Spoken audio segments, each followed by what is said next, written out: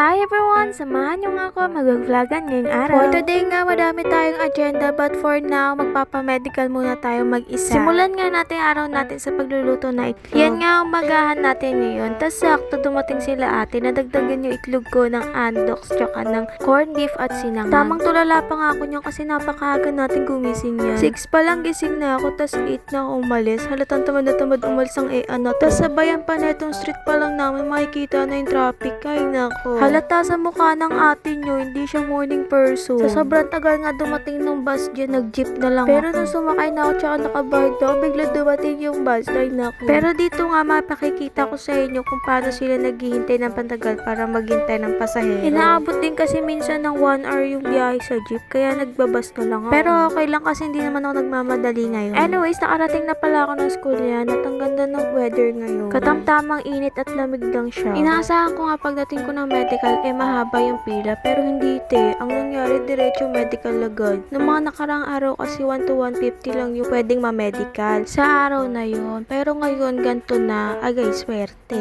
Lang, hindi pala tayo swerte kasi after lunch break daw may bibigay yung papel. Buti na lang hindi ako magang umalis yung kundi, ay talaga naman. Pero narinig ko sa ibang mga nakapila, 5 AM pa lang doon, nandun na sila. Hello. Gustong gusto ko na nga matulog dyan kasi 2 hours lang tulog ko. Tapos medyo matagal din ako nag-intay dyan. Medyo bored at palubat na kish. Pero bawal pala matulog doon sa couch. Guys, buti na lang nalaban ang antok ng ante nyo. After so many hours nga. Joke, English yun. Yun nga, binigay na din yung papel. Hindi na pinaabot ng tanghali. Bali, papaserox na lang yung ibibigay na yung copy sa office. And goods na tayo. Habang naghihintay nga ako ng oras, tumambay muna ako dito sa labas kasi mas malamig kaysa sa loob. And nag-fill out muna ako ng mga documents na kailangan ipasa. Solong-solo ko nga yung place na yan. As in, nakaidlip ako saglit dyan. Almost 3 hours ata ako naghihintay ng oras dyan para isang biyahean lang mamaya. Tas dyan nga, nakaramdam ako ng gutom kahit nag-almusal naman ako. Since 3 PM pa naman yung orientation, medyo matagal pa. Pumunta muna ako ng canteen para kumain ng tanghalian. Bumili nga ako dyan ng langgonisa with rice. 35 pesos lang yan. Budget meal lang tayo, B. Hindi tayo mayaman. Oh, in fairness, wala ngayon yung word na wala akong kain mula umaga hanggang gabi.